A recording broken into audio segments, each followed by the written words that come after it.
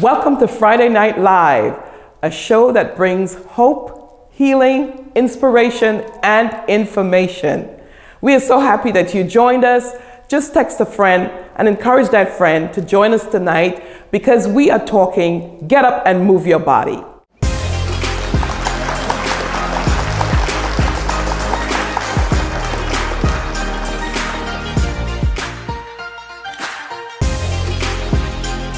We are so happy and delighted to have a well-known trainer Julian Horrabin.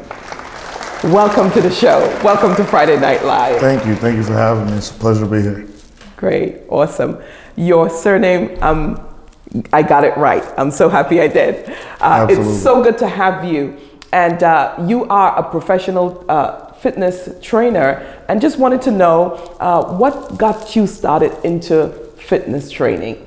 Well, I played about 4 years of high school football, and then I played 3 years semi-pro back in New York. And, I injured my back while I was playing. So that's what really got me into the fitness industry because my doctor really wanted me to take it easy, not do too much.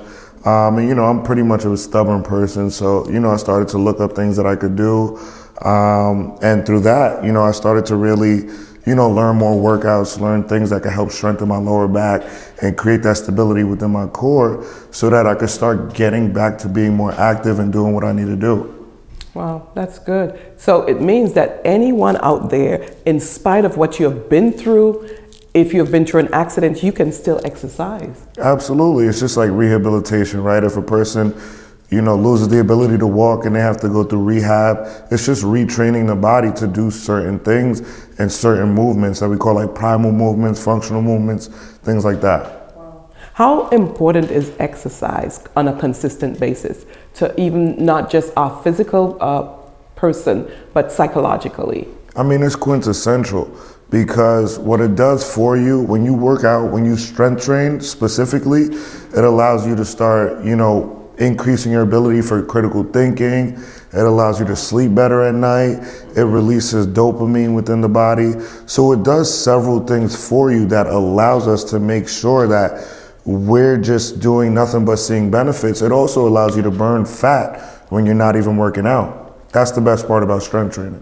I like to hear that, burn fat. Absolutely, Yes. Especially when you're not working out.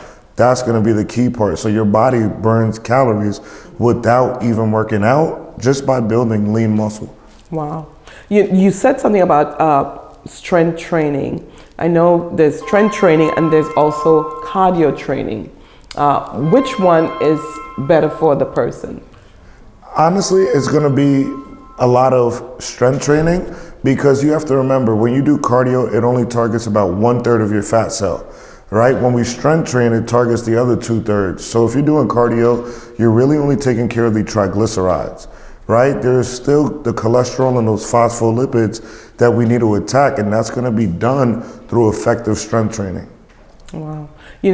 I do mostly cardio because cardio seems to be less hard on the body. Mm-hmm. How do we make that nice combination? Well, you have to remember, right? And I use this for an example. Take a marathon runner, right? Mm-hmm. They're very thin, they're petite, right? But the moment that they get injured is the moment that they start gaining fat versus someone like a Usain Bolt, who's a sprinter, right? Runs short distances.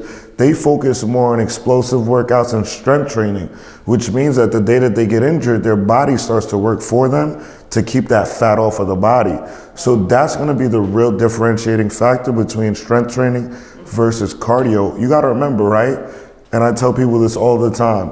If you work hard for the goal that you want, do you want to lease your body or do you want to finance your body? Wow. You follow what I'm saying? Yes, yes. So the strength training is actually building a solid foundation. Absolutely. For the body. It's like building a house, right? Would you want to build a house on bad wood? Wow. We want to make sure that we have a proper foundation so that we can start building what we need to build and then start laying the bricks for the walls of the house. And then you start working on the electricity and the other components that make it a full home. Yeah. It's so difficult for a lot of people to have a consistent exercise regimen. How do we develop that discipline to consistently exercise and experience the benefits of exercise. You know, most of us, we begin at in January like, yes, I got this. And by January, we just dwindle away. How do we develop that consistent pattern? Absolutely. I mean, you know, I've been in this field for a few years. I definitely do notice the new year, new me phase of members. But what you have to remember as well is a lot of these people fall off because they lack the one thing that they came to the gym for, which is the results. And when people don't see the results, they don't stay motivated. When they don't stay motivated, they become inconsistent. So my thing is what I tell people, give yourself 3 hours a week effectively, and you can start building that lean muscle so that you start seeing the results. Because I guarantee if a lot more people start seeing more definition, start seeing maybe the fat coming off, they'll be more motivated to do more of that same thing in order to allow those goals to continue. Yeah. And I'm hearing you talking about discipline, because it's so important for us to be disciplined, whether it's exercise or whatever we put our attention to. We have to be disciplined to hang in there, and then you see the results, right? Absolutely, absolutely. I mean, discipline is key. And you have to remember this, the hardest part about working out is getting to the gym, right? That's the hardest part. Once you're there, now you have to do something because you went all the way there. Yeah. But, you know, you also have to remember that, you know, you have to do it because it's just like a job, right? If you want to get paid and pay your bills, you have to show up to work. If you want the results, you have to show up, you have to perform, you have to do the necessary things in order to get there, right? When we just do cardio and we might not see the results that we want, we maybe fall victim to, oh man, you know what, maybe it's the gym, maybe, you know, I need to switch the location that I'm at. But realistically, we fall into the same circle. And I tell people all the time, what's the definition of insanity? Doing the same thing over and over, but expecting different results. So it's about what we do within that gym and not about the gym itself. I'm hearing you saying that exercise is important. I'm also hearing you say that we need to have a mindset, because it begins with the mind. The mindset to be disciplined, to hang in there, to do the 3 hour a week, and then we eventually see the results. I could talk for myself. Sometimes I, get that rhythm, get that routine going, and I'm exercising, and I see the pounds falling, and I'm like, yes, I'm getting there. And then I go and I start cheating on with diet. Mm-hmm. How important is diet with regard to exercise? I mean, diet is very important. I mean, depending on your goal, we want to watch our caloric intake, and obviously how many calories that we are burning throughout the day based on our goal. But, the one thing that I've learned is that, it all comes with a commitment, right? At the end of the day, a lot of people say they're not committed to working out, but everyone is. You got to remember, right? We all have different things that we're committed to, whether it be we went to college, a 4-year college, that's a 4-year commitment. Whether we have kids, that's an 18-year commitment minimum, right? Whether we get married, that's a commitment for the rest of your life. So, different things like that. It's a small commitment, but we make those commitments. It's the same thing with our body. We have to make that commitment to show up 3 hours a week. And I tell people this all the time. Out of 168 hours a week, can you give yourself back 3 of those hours? That's a good way to look at it. You got to remember, how many hours do we spend working on average? 40 hours a week. Right. That leaves you with about 128 hours, right? And obviously we have things to do, kids to take care of, other things that we need to obviously do. But if you squeeze that hour 3 times a week for yourself, you're gonna see the results that you want. But like I said, it has to be effective. Right. And time, one thing is time is something that we can't get back. And when we go to the gym, or if we work out at home and we're doing a lot of cardio, we could spend a lot of wasted time because we're not necessarily seeing the results that we want. Like you said, we were losing pounds, right? So we were focused on the scale. There's gonna be a difference between weight and losing fat. I focus more on losing body fat percentage so that we could focus on making sure that that waist is coming down and not just losing water weight, not losing muscle, and just losing fat. That's a really good point, and it's an eye-opener to me because most ladies And I show you ladies that are looking, you could feel me on this one. We are concerned about the scale. Like, oops, I've lost 3 pounds. Oops, so you are saying that it's not just about the losing of the pounds, but it's losing the body mass. 100%, because it's the body composition, right? And I ask women this all the time, right?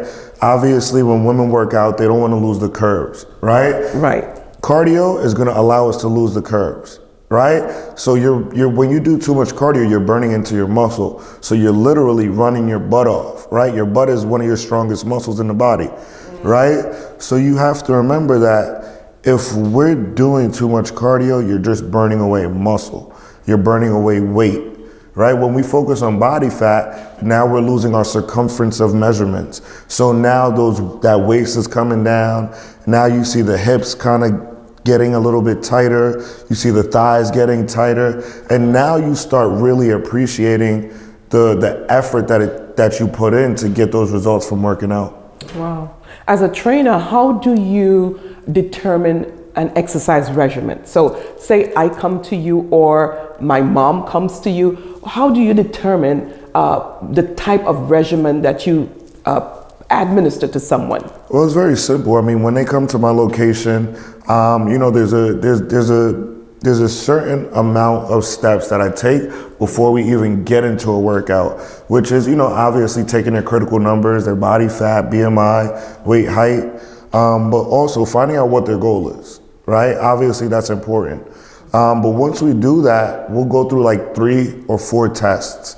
Fit tests, I call them. The reason as to why is so we could develop and see if there's any imbalances that we need to work on, if there's any muscular atrophy, like muscular imbalances, and things of that nature, so that we could address them first, so that now we could start stabilizing the body and then start building that muscle the correct way so that we don't get injured. That's my biggest thing in the gym. And what I tell people is training is damage, right? So when you train your body, you're damaging your body. So have you ever been sore after a workout? Oh, yes. And absolutely. And that's because we put micro tears within our muscle fibers. And when that happens, our body needs time to heal, time to recuperate. And that's usually those 3 days of soreness. So what happens is that our body needs the necessary foods in order to repair those muscles, so that now it heals and those muscles get bigger and it starts burning away at that fat. Mm-hmm. Wow. So what kind of suggestions you have for foods with regard to what type of foods we should eat after the workout or before the workout? So, I mean, it's all going to differentiate per person. You definitely want to intake like a protein shake post-workout, so that you can make sure that you're getting protein within those broken muscles so that they can repair a lot more efficiently. But also, what I normally suggest is not really having carbs past your most busiest time of the day, because once you go into that downward slump, most people know when their day becomes more inactive. So I wouldn't suggest carbs around that time, because essentially those carbs are just going to sit into your body. We want to burn those carbs and use it as energy. That's why I usually suggest carbs in the morning, and more or less complex carbs. Anything brown, like brown rice, pasta, like whole wheat pasta, whole wheat bread, multi-grain things like that are going to burn through your body slower so you feel fuller longer. This is great information, because I did not know that there was a particular time that you should actually eat carbs. So early in the day is better. Absolutely.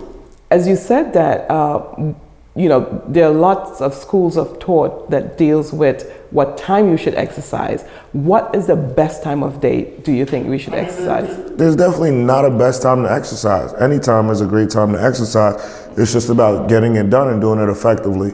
Like I said, as long as you get those 3 hours in a week, you're golden, but we have to get them in. Wow. Good. Great. What do you say to people who, because I was talking to one of my parishioners a few days ago, and he says, hey, I don't exercise. I'm like, why don't you exercise? Don't you see the importance of exercise? He says, I stand almost all day at work, so that's my exercise. Absolutely. I mean, I come across a lot of people like that as well. But what happens is we'll end up going through a workout and they'll end up saying, wow, I didn't know that, I wasn't able to do this, or I didn't know I was that weak. And certain things like that make people realize like, oh man, maybe I need to start doing a little bit more in terms of my daily habits. Because like I said, it's gonna boost your energy levels, it's gonna increase your critical thinking, and it's gonna do just a lot more for you throughout your days. You're gonna feel better, you're gonna start walking with more confidence because you're gonna have knowledge that you're doing something that's gonna benefit you. So standing all day on the job saying, hey, this is my exercise, that's not gonna work. It's definitely not gonna cut it. Wow. This is really, really great information that you gave us. How can someone connect with you if they are interested in developing an exercise regimen? I mean, they could definitely stop by the gym. They could give us a call, and we could set up an appointment. And what we'll do is we definitely do a result-based tour. So what we'll do is we normally bring them into the gym. We'll show them maybe like 2 or 3 workouts that we could do, and then what we'll do is we'll obviously go over how we could set up a personalized game plan for each and every individual. Great, awesome.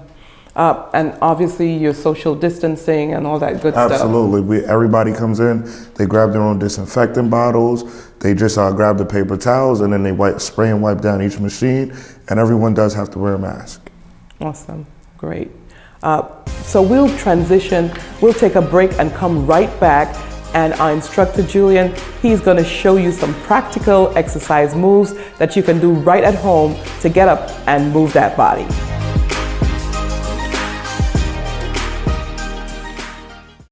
Lean Mentorship Institute is an educational environment intentionally tailored for you to develop, activate, and perfect your dormant giftings. You were created to be and do so much more. Allow us to help you to activate those God-given potentials that lie deep inside of you.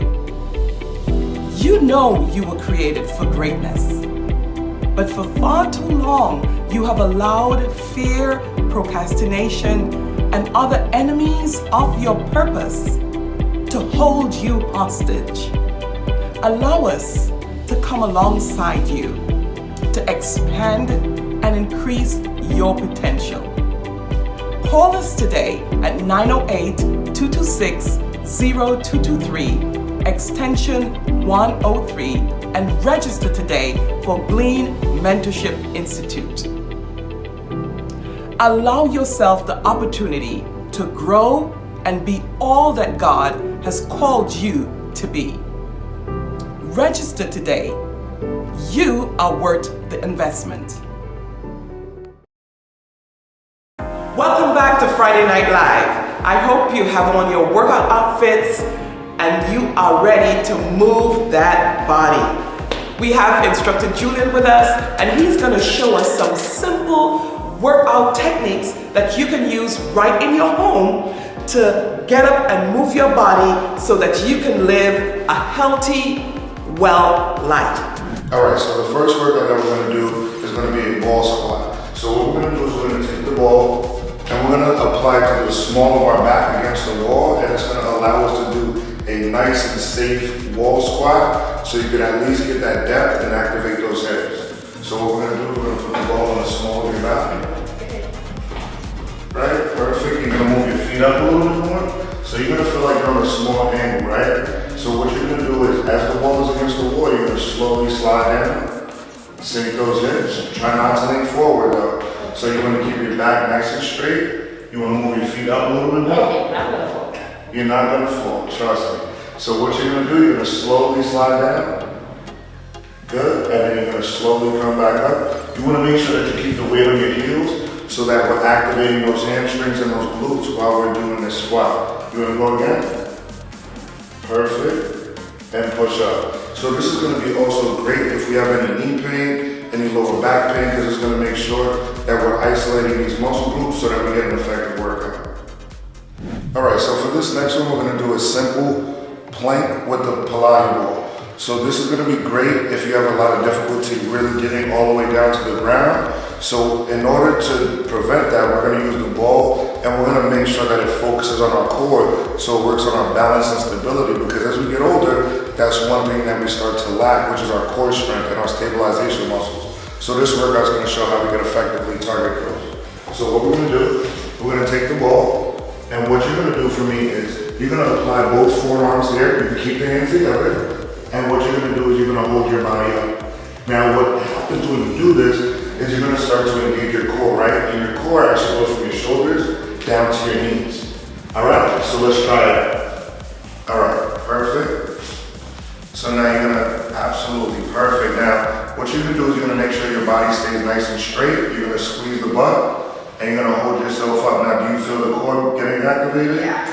Perfect. So what we can start to do is we can start to hold this position for about 30 seconds or longer. And as you start to get better with this, you can start extending that time. All right, so for this next workout, we're gonna do a simple one. This is gonna be a medicine ball crunch. So what you're gonna do, you're gonna grab a mat, or you can do it on your carpet if you feel so. So what you're gonna do is you're gonna lay down here. Now what you're gonna do with this, you're gonna keep the knees bent, you're gonna grab the ball, and you're gonna raise the ball over your head. Right? So what you're gonna do is you're gonna make sure that you don't bend those arms, but you're gonna use your abs in order to tighten up and create a nice crunch. So come up. Perfect. That's one. We're gonna do this 14 more times. 2, 3. So make sure you're really trying to squeeze those abs. 4, 5. Perfect. You feel the burn? 6. You will shortly. 7, 8. Make sure you're really squeezing those abs. 9, 10. You want to make sure that you slow it down when you're coming down. Control your whole motion. 11, 12, 13, 14, and 15. Perfect. All right, so for this last workout, what we're gonna focus on is a resistance band bicep curl. Now, the best part about this is that we can adjust the amount of resistance that we get just by separating our feet a little bit more or bringing our feet more together. So what we're gonna do with this one, you're gonna bring your feet apart. So you're gonna go a little bit more than shoulders width, so we can make sure that we create that resistance. And we're gonna make sure that we squeeze the handles nice and tight, and we're gonna curl it. Make sure you squeeze every single motion of that. The best part about it is it's like a static contraction workout, which is what it essentially means is that we're turning 5 pounds and making it feel like it's 20 pounds. So that's gonna be the best part about this. So let's get set up. Perfect. Remember what I said, a little bit more than shoulders width apart. Perfect. Now tighten the grip like you wanna break the handles, and you're gonna come all the way up. Just make sure you keep those hands in front of you, right? And make sure you control it on the way down. So you see how you kind of just letting it go, control it on the way down. So we also work the negative part of that bicep curl. That's that static contraction part where we make the weight feel a lot heavier. You follow what I'm saying? How does that feel?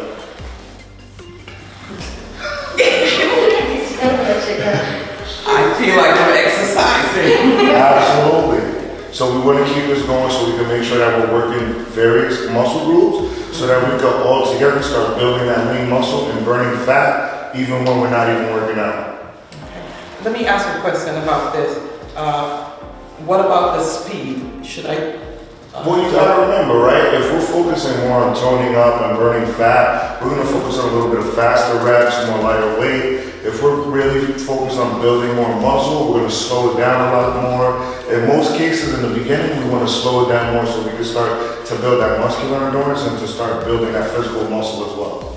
Because I'm not just feeling it on my arms, I'm feeling it in my back. 100%, because the one thing that this is allowing us to do is to keep the chest out and the back straight, which is activating those stabilization muscles. Which, like once I said before, it works on our balance, stability, so that we can make sure that we keep that as we get older. Okay. We hope you enjoyed this workout session with instructor Julian. We want to encourage you to get up and move that body.